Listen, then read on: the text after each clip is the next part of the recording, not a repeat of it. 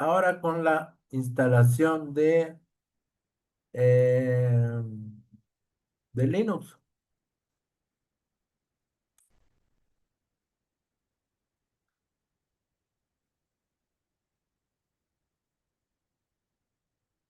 Ahora vamos a ver.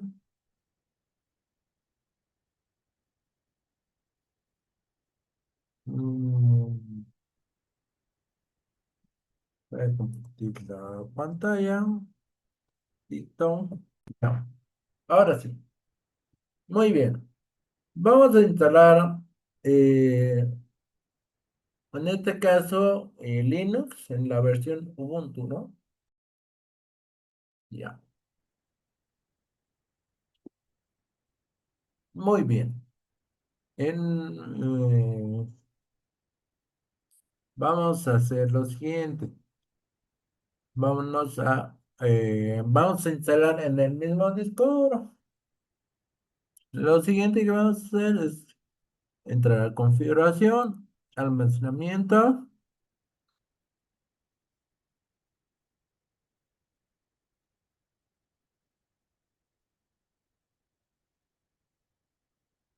O sea, vamos a remover, vamos a eliminar, vamos a crear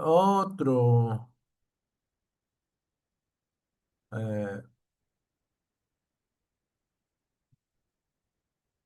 otro disco,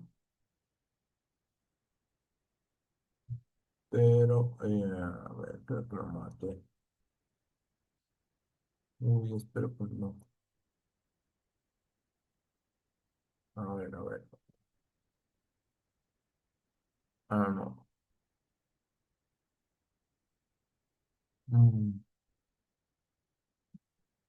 a ver. Disco óptico. Crear. No, no, no. Ahí, añadir. mm, Documento, no. Aquí está. Listo. Y seleccionamos. Y ya está, ¿no? Eh, todo normal, ¿no? Entonces, ¿no? Y iniciamos. Listo. Ahora esperamos. Cambiamos a pantalla virtual.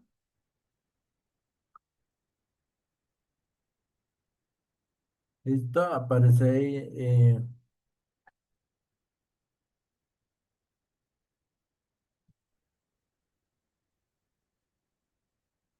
Tenemos tres opciones. El primero dice probar o instalar Ubuntu. En el segundo dice eh,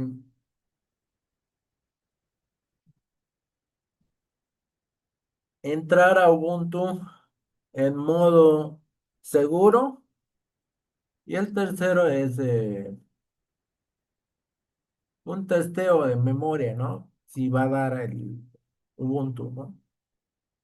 En este caso, si mi RAM estuviera mal, ya, yo ingreso al primero. Listo. Ahí está cargándome el punto, ¿no?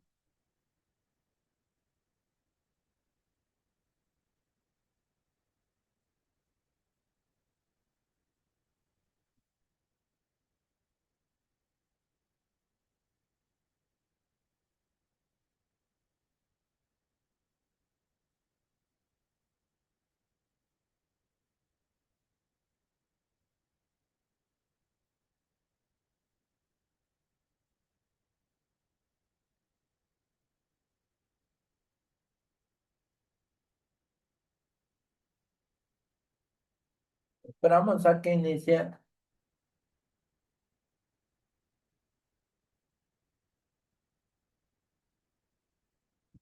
Muy bien. Eh, Además nos aconseja, la máquina virtual nos aconseja. Lo sacamos. Ahí está. Listo. Nos da la bienvenida. Ahora sí, está preparando. En este caso, hay que eh, cambiar de idioma acá en este primer paso. Vamos a ver qué cargue.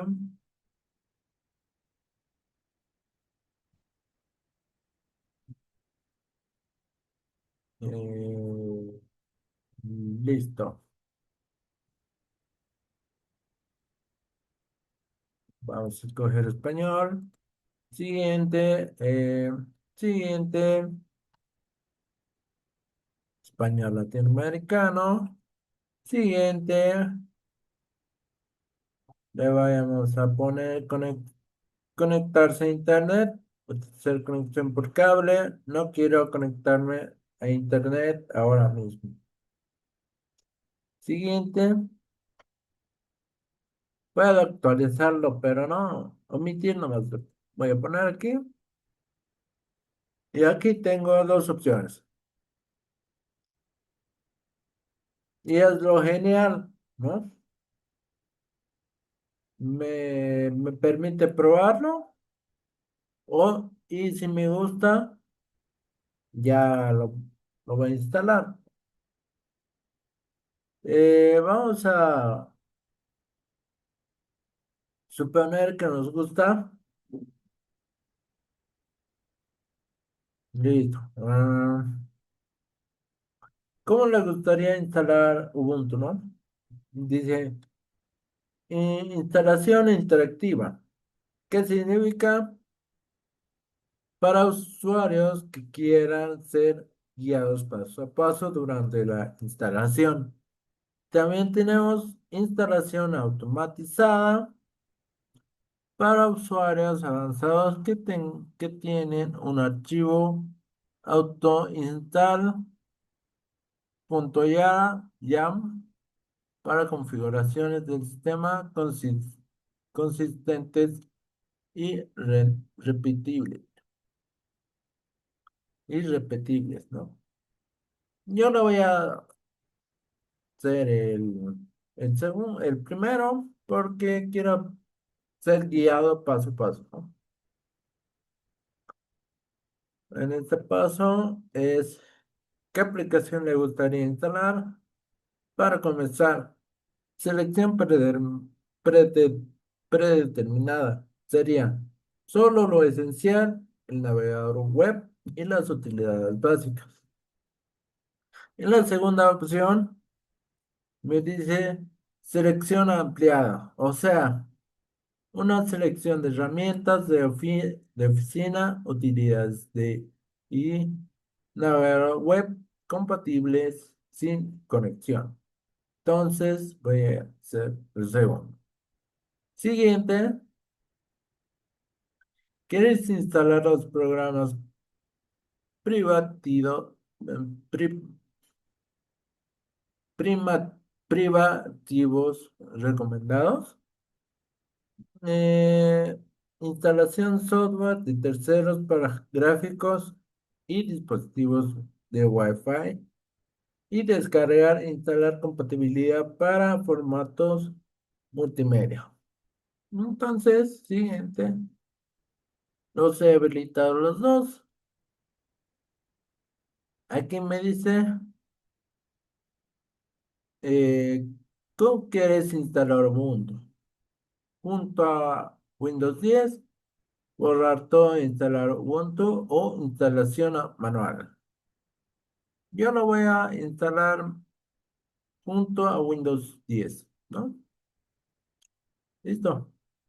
Entonces voy a crear ¿Cómo se va a llamar la máquina?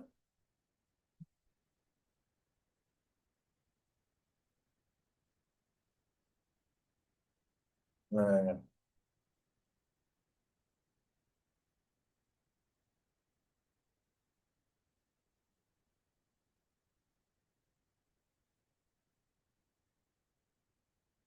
ya, voy a ver.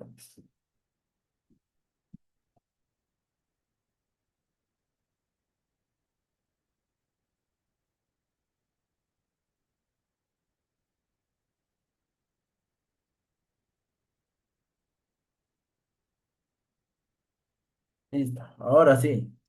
Entonces, voy a mantenerlo, solicitar mi contraseña para acceder, porque si borro esta opción y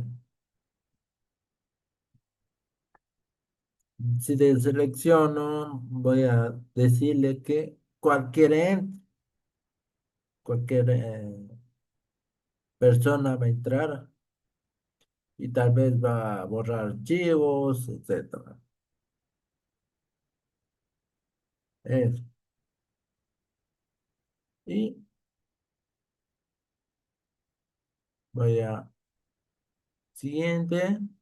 Ahí está, me lo leo automáticamente. Mis ah, tarjetas, los chips. Siguiente. Y aquí está un resumen, ¿no?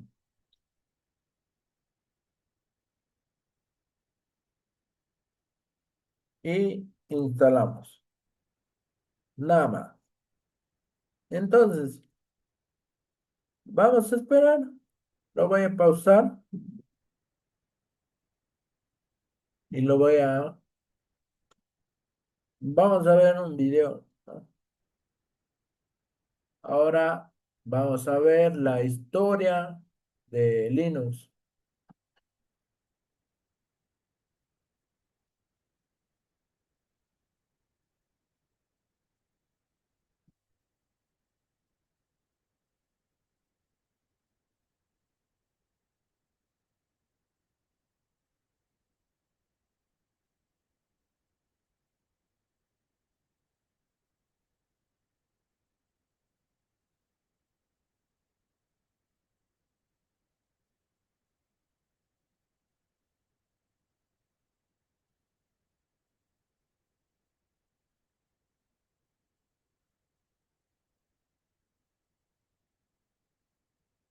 Ya. En 1969, Ken Thompson y Dennis Ritchie comenzaron. Ya.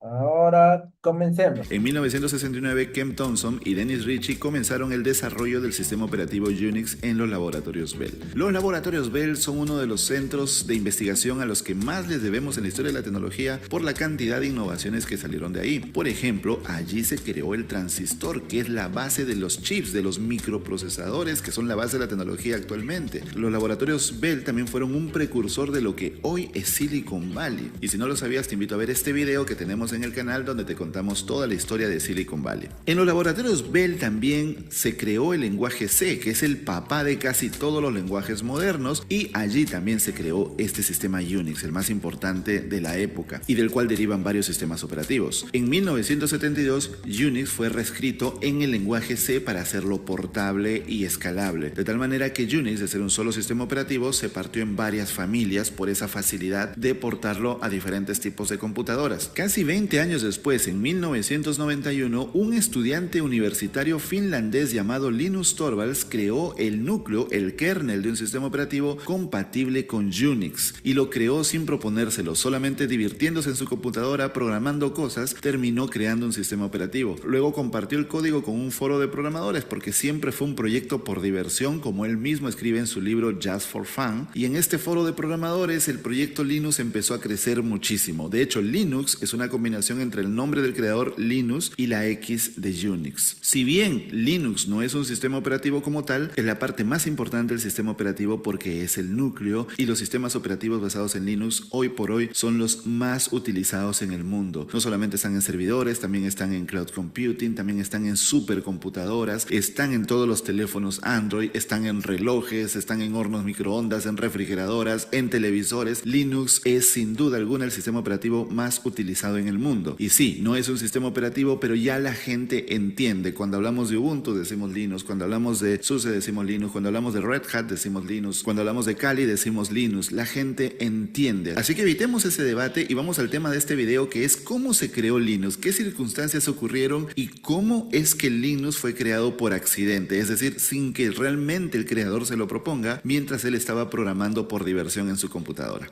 Pero antes de continuar te cuento que EDETeam es tecnología para todos. No importa de dónde vengas, tu condición social o económica, tu país, tu edad, la carrera de la que vengas, tu género, porque todos pueden dominar la tecnología estudiando en EDETeam. La tecnología hoy domina el mundo y la única forma de seguir siendo relevante y no quedarte obsoleto en este mundo tan competitivo es dominar la tecnología, y hay muchísimas maneras de dominar la tecnología y las puedes aprender en EDETeam. Recuerda que puedes comenzar gratis cualquiera de nuestros cientos de cursos, y además te cuento que falta muy poco para la Semana de la Tecnología, un gran evento de EDETeam en el que te vamos a enseñar a ti, pero también a mamá, a papá, a la novia, al novio, al sobrino, al primo, a todos por qué la tecnología es tan importante y por qué todos deberíamos comprenderla. Además vas a tener bastantes cursos gratuitos, sorpresas y un montón de regalos de EDETeam. Así que si nos sigues en nuestras redes sociales, aquí en YouTube, pero también en Instagram, en LinkedIn y en TikTok, te vas a enterar muy pronto de más detalles de la Semana de la Tecnología.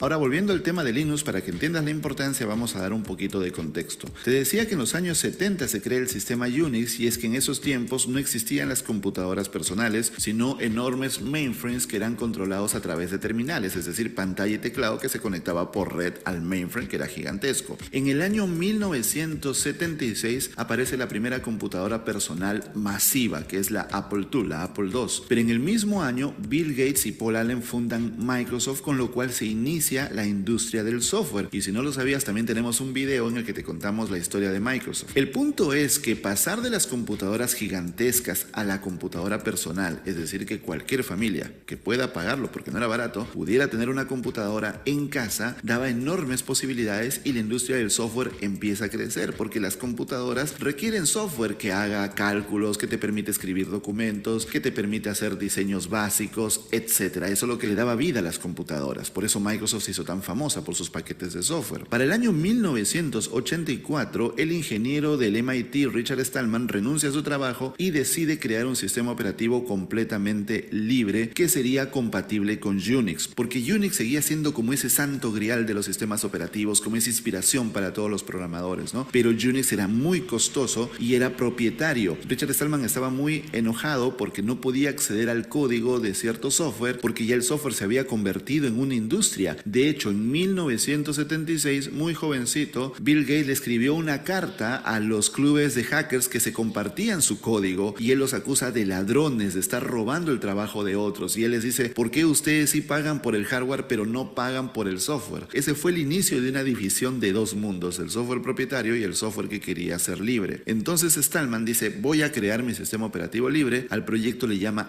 GNU, que significa GNU is not Unix, es un acrónimo recursivo, y empieza a crear varios programas, porque para ponértelo en sencillo, el sistema operativo es la base sobre la cual corren las aplicaciones. Existen dos tipos de software básicamente: los software de sistema y los software de aplicación. El software de sistema es aquel que interactúa con el hardware, es como la capa base que se comunica con la memoria RAM, con el procesador, con el disco, etcétera, ¿no? Y encima del software de sistema están los software de aplicación: Photoshop, Word, Illustrator, etcétera. Todos los software que uses, Google Chrome, Firefox, esos son software de aplicación que corren encima del sistema operativo. Entonces, lo que empezó a hacer Richard Stallman fue el software de aplicación que va por encima, y también escribió algunas utilidades del software del sistema, pero no logró completar el núcleo. En el año 1991, como te decía, al otro lado del Atlántico, en Finlandia, Linus Torvalds logró en poco tiempo aquello que Richard Stallman llevaba casi 10 años intentando. En una entrevista le preguntan a Stallman: ¿por qué dejaste el kernel para el final, siendo el núcleo, siendo la parte parte más importante, y él responde que no es que lo hayan dejado al final, en realidad estaban trabajando en el kernel, pero se les complicaba demasiado y pasaba el tiempo y se les seguía complicando y no lo lograban terminar. No es que lo hayan dejado al final, pero Linus Torvalds lo creó mucho más rápido. Linus Torvalds para 1991, año que publica la primera versión de Linux, tenía 22 años apenas y era estudiante universitario en la Universidad de Helsinki, en Finlandia. Linus Torvalds desde muy pequeño aprendió a programar, pero no aprendió a programar en Python, en Java, bueno,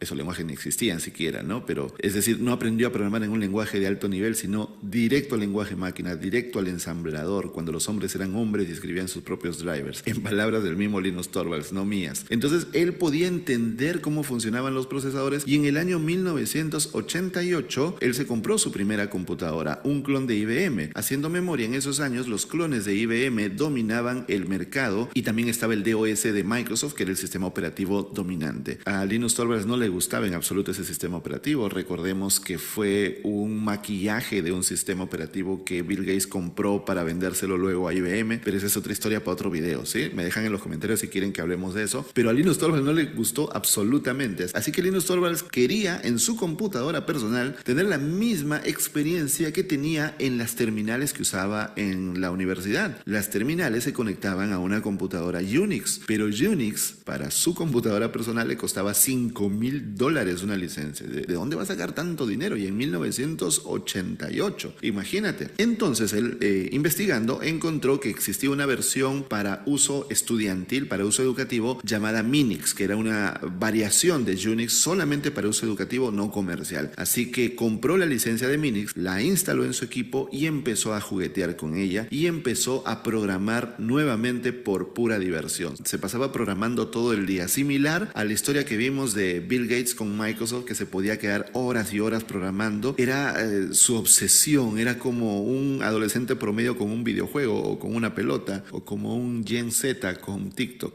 O sea, todo el día, no es lo mismo.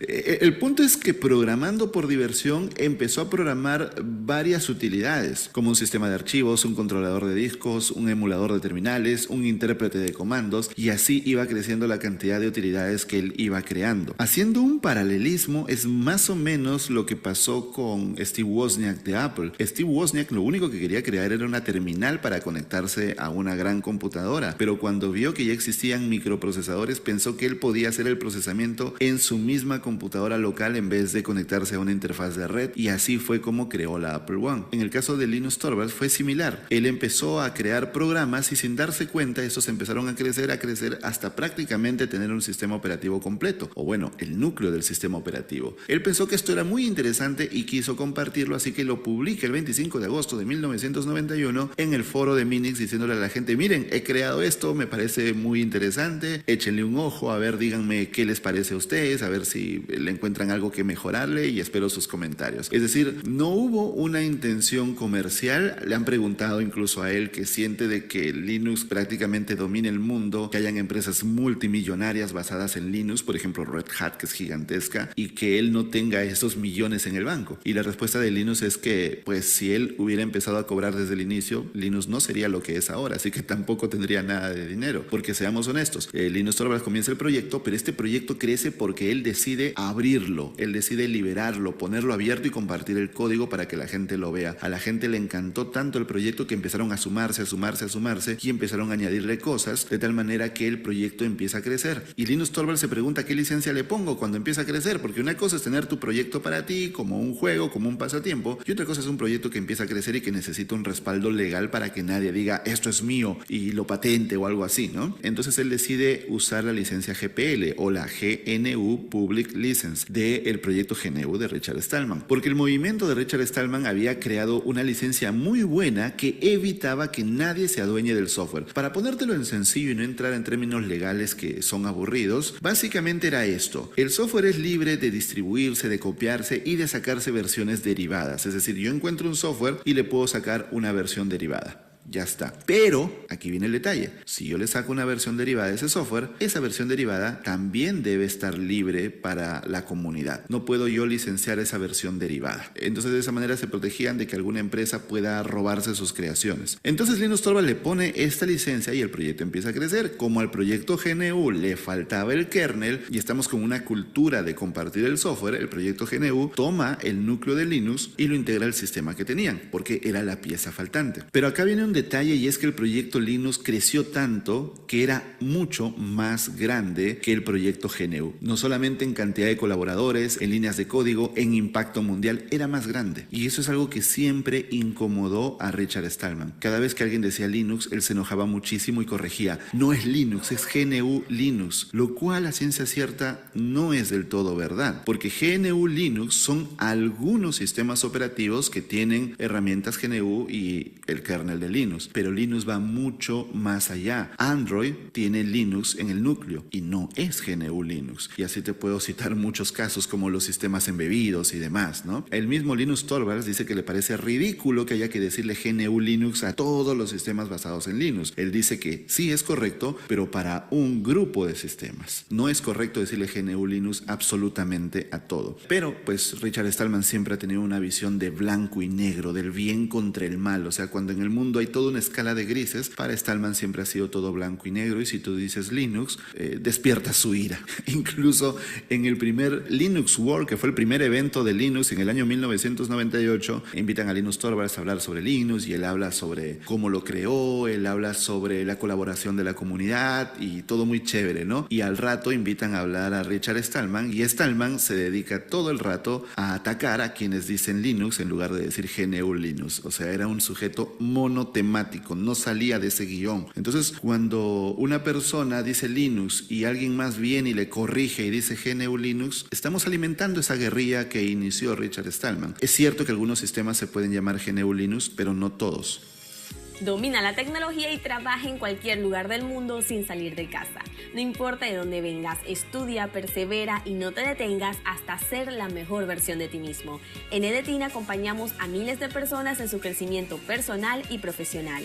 Entra en ed.team/cursos y tú puedes ser el próximo. Y en este video estamos hablando de la creación de Linux. Si quieres saber un poquito más de Linux, de su rivalidad con Windows, del open source en general, tenemos un video que te va a salir por acá donde hablamos de qué es Linux. También tenemos un video hablándote de cuáles son las distribuciones Linux más usadas en el mundo. Las distribuciones son los sistemas operativos completos basados en el núcleo de Linux. Y para cerrar este video quisiera hablar brevemente del open source versus el software libre. El software libre es una ideología filosófica que inicia Richard Stallman, como te decía, del bien contra el mal, ¿no? Él decía, si tú tienes una receta de cocina y esa receta de cocina tú la compartes con tus amigos para que ellos también cocinen y algún amigo le agrega un ingrediente y la comparte, pues eso le hace un bien a la humanidad y no es justo que te encarcelen por eso, haciendo una referencia al software. Y tiene razón, sin embargo hay una falacia en ese razonamiento, ¿no? ¿Qué tal si esa receta de cocina no la creaste tú, sino que te la robaste de un chef que pasó años estudiando o viajando para desarrollar esa receta?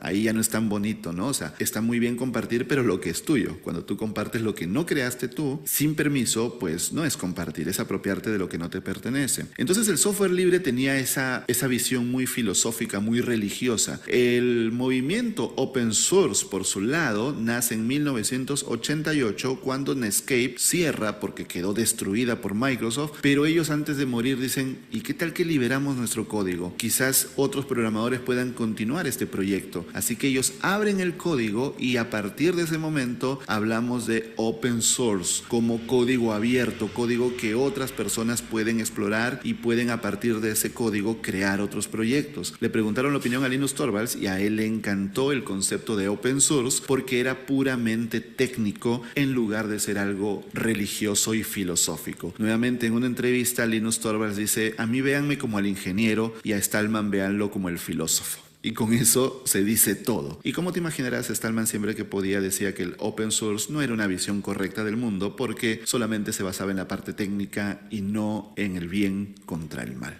Un detalle a tener en cuenta antes de cerrar este video es que Linux creció muchísimo en la década de los 90 cuando se creó, a pesar de ser un sistema operativo para frikis, para nerds, para gente muy metida en la tecnología, porque no era tan amigable para el usuario común, hasta la llegada de Ubuntu, y por eso Ubuntu tuvo tantos haters, pero ese es tema para otro video. Pero uno de los detalles que hizo el crecimiento exponencial de Linux fue la web. La web nace también en los años 90 y el servidor Apache fue el más usado en el mundo web. Con la explosión de la web, Linux explota en todos los servidores y es algo que ningún sistema operativo ha podido igualar hasta la fecha. Por eso Linux es el rey de los servidores. Y aparte, Linux, al ser open source, es altamente personalizable y cualquier empresa que tenga los recursos, obviamente, puede utilizar ese kernel para crear su propia versión de su sistema operativo. Y el ejemplo más grande es Android.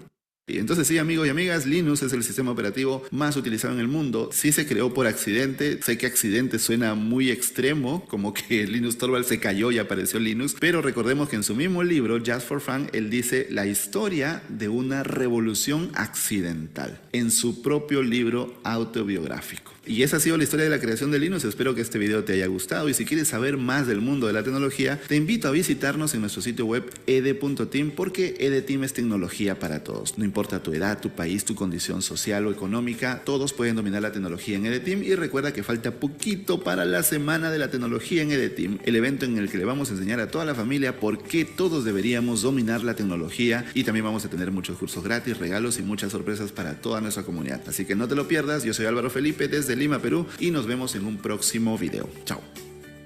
EDTeam es tecnología para todos. Comienza a estudiar gratis en ed.team y no te detengas. The story of an accidental revolutionary. A ver, lo voy a leer en español mejor porque no entiendo.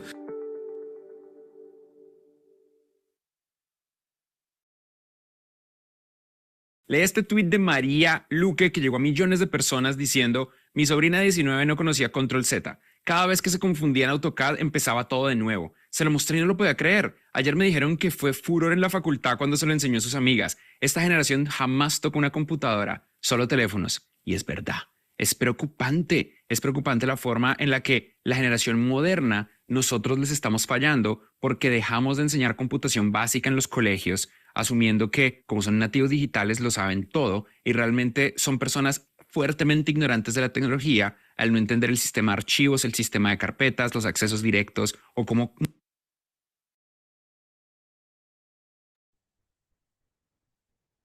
Bueno, vamos a ver si está... Ah, no, falta todavía. Bueno, esperaremos. Vamos a ver otro video.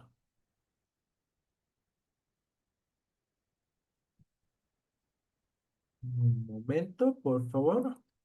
Eh,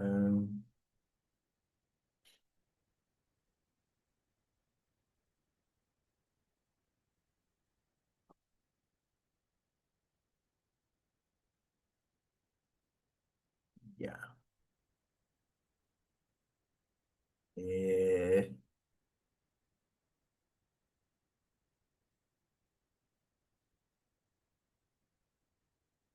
un momento, déjeme ver. Ahí está. Las distintas distribuciones Bueno chicos, o continuamos con el versiones curso de de Linux. Linux. Hemos visto que Linux, sus orígenes, sus ventajas y sus desventajas y ahora vamos a ver todas las distribuciones que hay. Bueno, todas no, porque hay una barbaridad, pero sí que vamos a ver las más populares y las vamos a clasificar en función a sus características, sus usos o sus objetivos. Así que bienvenidos un día más a Contando Bits. Yo soy Quique Gandía y en el vídeo de hoy vamos a ver las distribuciones más famosas de Linux clasificadas por objetivos. Empezamos. Bueno chicos, vamos a ver unas distribuciones bastante guapas de Ciber y vamos a ver unas que son para el anonimato, una que recomienda Edward Snowden y otra que utiliza Tor, o sea, el navegador de la Deep Web, para absolutamente todo. O sea, son brutales. Ya os digo, os voy a traer las principales distribuciones, pero no os voy a traer todas porque si no esto sería una absoluta locura. Pero bueno, vamos a empezar con las distribuciones para principiantes. Ya os he dicho que esto va a ir clasificado por objetivos o por temáticas, también podemos decirlo así. Entonces, estas son las principales distribuciones para las personas que se están iniciando dentro del mundo de Linux, las más fáciles de usar, las más fáciles de instalar, que por ejemplo podrían ser Debian y Ubuntu. Si os fijáis, esta de Debian es bastante bonita, tiene aquí la barra de tareas, y en cambio Ubuntu pues la tiene aquí en la barra lateral izquierda. Al final, si os fijáis, esta barrita de aquí es bastante parecida en ambas y son en definitiva muy similares. Yo Ubuntu también la he utilizado durante bastante tiempo, Debian no tanto, la verdad, pero en definitiva son muy sencillitas de utilizar las dos. Podéis incluso, veis, aquí tienes Spotify, tienes Twitter, te da más personalización. Continuamos con Linux Mint. Esta la verdad es que yo la he utilizado bastante en la saciedad. Yo os dije que cuando trabajaba yo utilizaba esta Linux Mint, que la verdad es que era también bastante parecida a Windows y los colores molaban bastante, todo era tema negro y verde que tenía un buen contraste, y la verdad es que yo acabé bastante contento. Me gusta bastante más que estas dos. Ya es un pelín más avanzada, pero está bastante guay.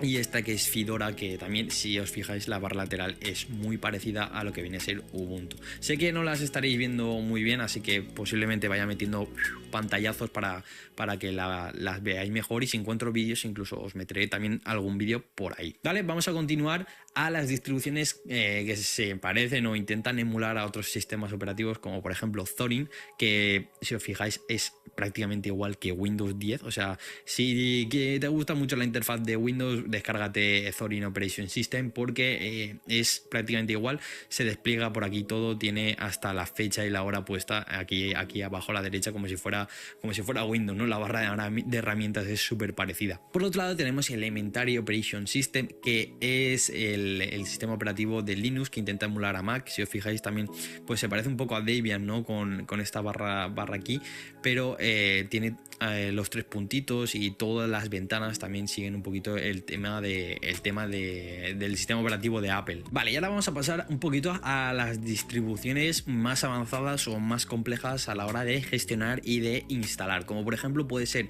CentOS, que es un sistema operativo, una distribución que se puede utilizar tanto como para uso personal de un equipo personal, como para todo el tema de los servidores. De hecho, los CentOS son más populares a nivel de servidor que a nivel de usuario final. Esto concretamente es la captura de la versión 8 de CentOS, se puede ver por ahí, y si os fijáis aquí en esta terminal pues podemos ver que está corriendo el htop o el top, que es como el administrador de tareas, que tranquilos chicos, que veremos ya en vídeos más adelante. Aquí se va a ver todo, chicos, tranquilos. Y luego aquí a la derecha pues tenemos el Arch Linux, una de las distribuciones también más famosas, más potentes, pero también más difíciles de instalar, que ya es recomendada para personas que ya tienen un conocimiento pues ya bastante guay de Linux. Y pues nada, aquí también vemos un script, esto parece un código en Java, ¿no? o en Python, no sé, no lo veo bien, pero bueno, que es una distribución también bastante potente y bastante conocida. Pues pasamos justo de las distribuciones potentes a las distribuciones más ligeras para aquellos ordenadores que son antiguos, por ejemplo ordenadores del 2000, del 2005, incluso 2010, que tienen un hardware un poco ya caduco, un poco antiguo, ¿no? Una memoria RAM de 2 GB o una memoria RAM de 512 megas, un procesador bastante bajo. Pues estas distribuciones son súper poco demandantes. Papi Linux es una distribución pues también bastante conocida por el Papi, ¿no? Es como la Linux cachorro para esos ordenadores que no tienen mucha capacidad. Y aquí abajo pues veis que también tiene como una especie de administrador de tareas que va diciendo los recursos que están consumiendo al momento. Es similar al de Parrot. Y luego pues tenemos Linux Lite, que es mucho más bonita, por así decirlo, un diseño mucho más minimalista, que también te va diciendo aquí pues toda la información del sistema. También hay unas cuantas más, hay un Lite Ubuntu, hay algunas más, pero bueno, estas yo creo que son las más importantes, las más icónicas. Antes de pasar a las distribuciones por sector, a las de ciberseguridad, a las de anonimato, quiero que me dejéis por los comentarios cuál es la que más os gusta y si os molaría que hiciéramos una serie en el canal probando un montón de sistemas operativos Linux, de distribuciones de Linux, y os hago una review y así veis, oye, pues qué os parece, ya me decís qué tal, y te puedes suscribir también para no perderte esto que te acabo de decir. Distribuciones por sectores. Yo quería coger 3, esta ya la comenté en un vídeo del curso, que es Steam Operation System, que es un sistema operativo Linux basado en Steam, que va a estar enfocado para la gente que quiera jugar.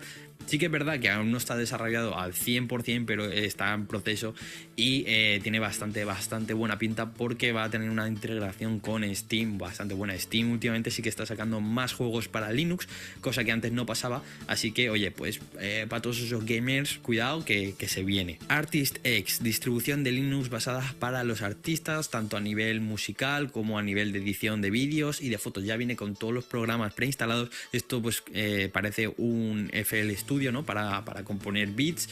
Entonces, si os fijáis por aquí, pues tenemos un bombo, una caja, una guitarra, ¿no? Y en definitiva es para componer, y también pues incluye herramientas de edición de vídeo o de edición de fotos, lo que sería la alternativa a Photoshop, ya que hemos dicho que Adobe, por ejemplo, no fabrica para Linux, pero está la opción de GIMP.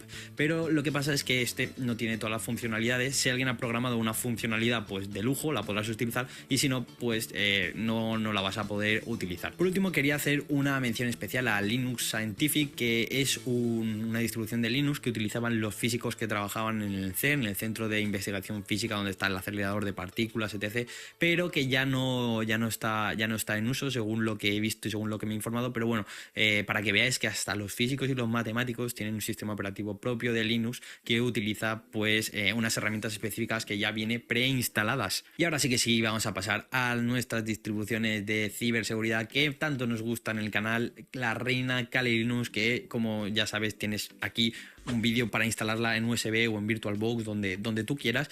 Y vamos, yo creo que es la más conocida desde 2014, desde 2015, desde cuando emigró, porque antes se llamaba de otra forma. Luego tenemos Parrot, que es más reciente, pero que también está viniendo con mucha fuerza debido a lo bonita que es, ¿no? Y las herramientas que hay, que también tienes un vídeo donde instalamos en VirtualBox, hacemos todas las configuraciones. Aquí vemos también las herramientas para por si lo quieres ver, instalar, ya os digo que seguramente veamos todas estas y hagamos una lista ahí de reproducción súper chula.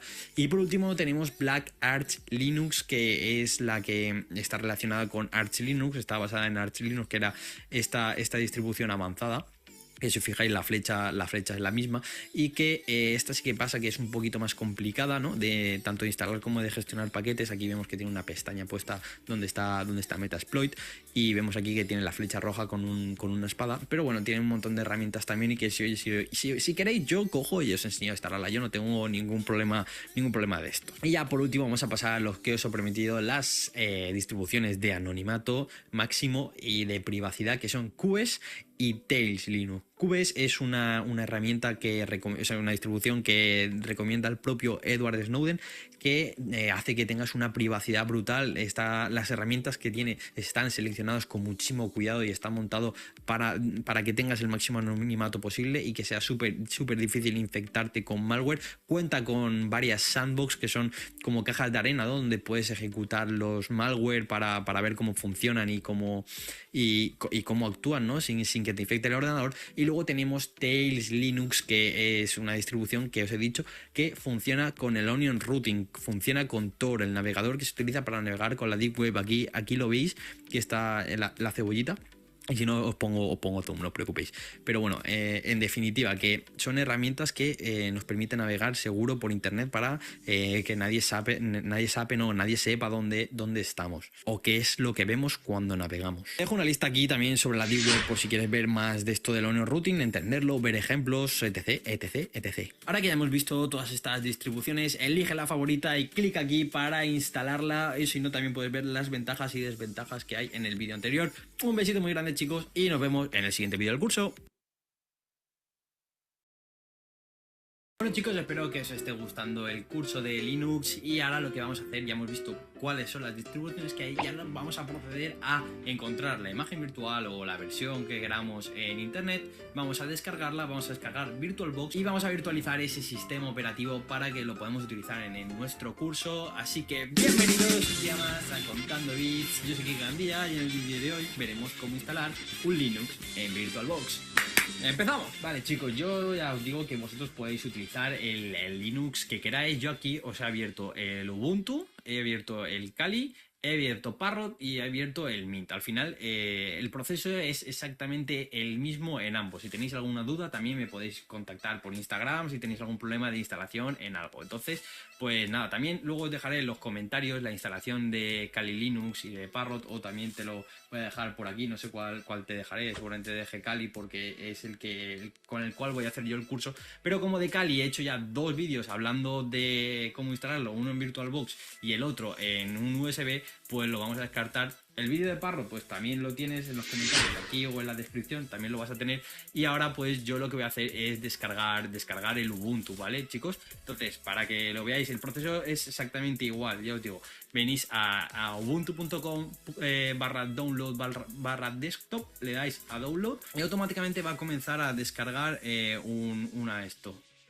¿Veis? Ya está. Esto que os sale, pues lo podéis ignorar, pero bueno, lo importante a vosotros es la ISO, la ISO, que luego cuando se acabe la instalación, pues ya veremos qué hay que hacer con ella. Importante también, descargar VirtualBox, ¿vale? Vais a virtualbox.org, no tiene pérdida, y hay un botón más grande lo más grande de toda la pantalla es el botón. Le dais y va a llevaros aquí. ¿Para qué lo queréis? ¿Para Windows? Pues sí, ¿no? Lo queréis para Windows porque vamos a hacer la virtualización de un sistema operativo de Linux en Windows. Pues le dais ahí a Windows y esto comienza a descargarse. Yo no lo voy a instalar porque ya lo dije en el vídeo de Parrot que me voy a pegar un tiro propio pie porque tengo ya varias máquinas virtuales instaladas. Pero a mí lo que me interesa, bueno, si lo veis aquí, tengo una de Windows 10, tengo una de Kali Linux, una de Metransportable y luego tengo incluso el Parrot. Pero bueno, vamos a crear aquí una nueva de Ubuntu. Esto ya se ha descargado, le damos aquí doble clic. Yo os voy a acompañar hasta lo que pueda. Si veis aquí dice, no sé qué, welcome. Al final esto es next, next, next, next, next. Yo aquí no le voy a dar ni a repair ni a remove porque no quiero joderla.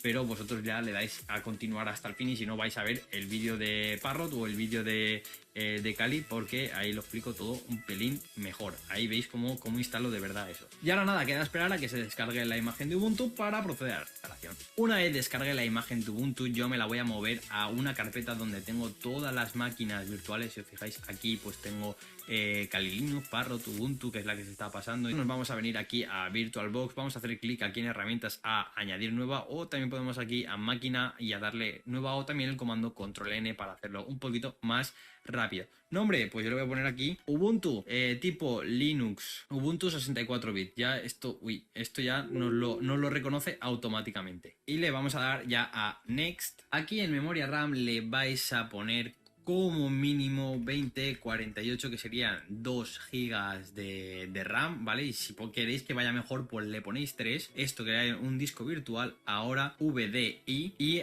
reservado dinámicamente para que lo vaya cogiendo paulatinamente. Y aquí vais a poner, yo lo que recomiendo es que sean 30 gigas y le dais a crear. Automáticamente ya vemos cómo se ha creado aquí una máquina que es Ubuntu y nosotros hemos dicho que tenemos la imagen virtual en nuestro Kike nuevo volumen F ISO. Hago doble clic encima de la máquina para iniciarla y vemos que nos dice que seleccionemos un disco, ¿vale? Aquí pues si veis ya tengo los que tengo instalados. Si le doy a la flechita de arriba me saca un selector de discos a añadir y se nos va a abrir la carpeta donde hemos dejado la imagen. Ubuntu 20, no sé qué, no sé cuánto. Le damos a abrir, seleccionamos, veis que está aquí ya puesta y le vamos a dar a iniciar y ahora comenzará el proceso de instalación del sistema operativo Ubuntu. Hay que tener paciencia para las instalaciones, chicos. Bueno, chicos, después del tiempo de espera, lo que tenemos que hacer aquí, lo primero es seleccionar el idioma donde queremos instalarlo, o sea, en español. Yo lo quiero en español, vosotros si queréis en inglés, pues perfecto. Y ya después de seleccionar, le tenemos que dar a instalar Ubuntu. No le deis primero a instalar porque si no se os pondrá en inglés. Entonces, instalar Ubuntu. La siguiente pantalla es la disposición del teclado, que yo os recomiendo también que la pongáis en español porque si no vais a tener un montón de problemas con el tema de las barras y los guiones, que estará en Spanish. Aquí está, Spanish. Si vosotros sois de LATAM, pues Spanish LATAM. Y ahora nos pregunta si... Bueno, perdón. Eh, bueno, sigue.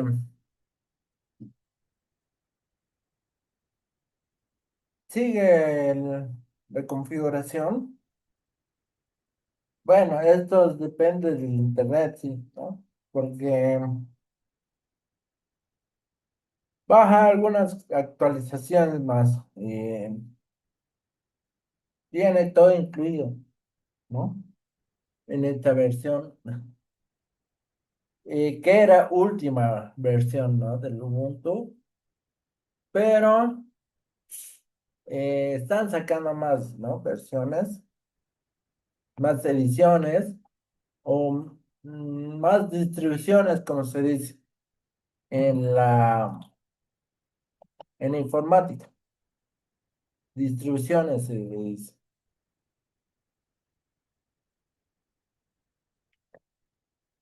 Eso. Entonces, em, lo que voy a decirle es, termina esto de instalar, se, me va a preguntar si quiero reiniciar o quiero mantenerme en la versión de prueba y obviamente tengo que reiniciar para que ya se establezca completamente, ¿no? Al reiniciar, eh, se reinicia todo y listo. No tienes que andar esperando a que entre en modo configuración como en Windows, ¿no? Tienes que configurarlo, la red, el servicio, eh, nombrarlo, contraseñas, etcétera. Si, si, si notaron algo, Linux eh, eh, lo he preparado para instalación conjuntamente, lo he configurado, la región, cómo se va a llamar la PC y todo esto, ¿no? Y después ya hay que esperar, hay que instale. Una vez que instala, nosotros tenemos que darle reiniciar, ¿no? Ya que eh, es más seguro que nos esperen, ¿no? Que no, ¿no? Eh, eso, ¿no? Porque en Windows termina de instalar, se reinicia solo. Tienes 5 segundos para, para si quieres reiniciarlo eh, tú mismo o cancelarlo todo, ¿no?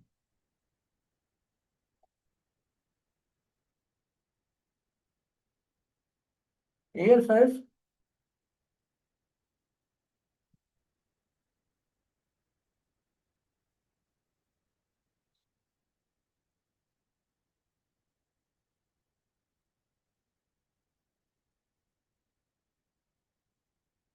totalmente. Y bueno, eh, hasta acá vamos a llegar. Yo voy a esperar a que me diga reiniciar y ya, ¿no? Como les había explicado, en Linux es diferente. Instalar, configurar y después ya el proceso continúa con el cargado y se reinicia y listo, ¿no? Bueno, entonces para el día lunes vamos a ver las configuraciones, cómo usar la terminal, ¿no? Eh, digo configuraciones, ya que vamos a cambiar fondo de pantalla, eh, vamos a, vamos Vamos a descomprimir algunos paquetes que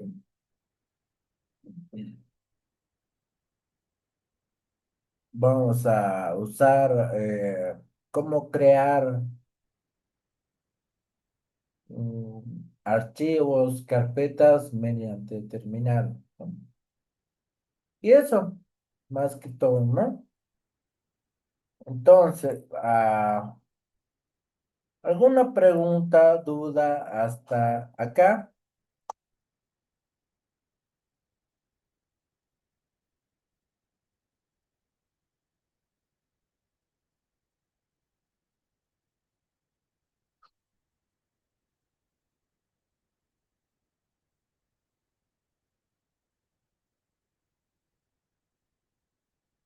Bueno, entonces, eh, muchas gracias por escuchar y nos vemos el día lunes.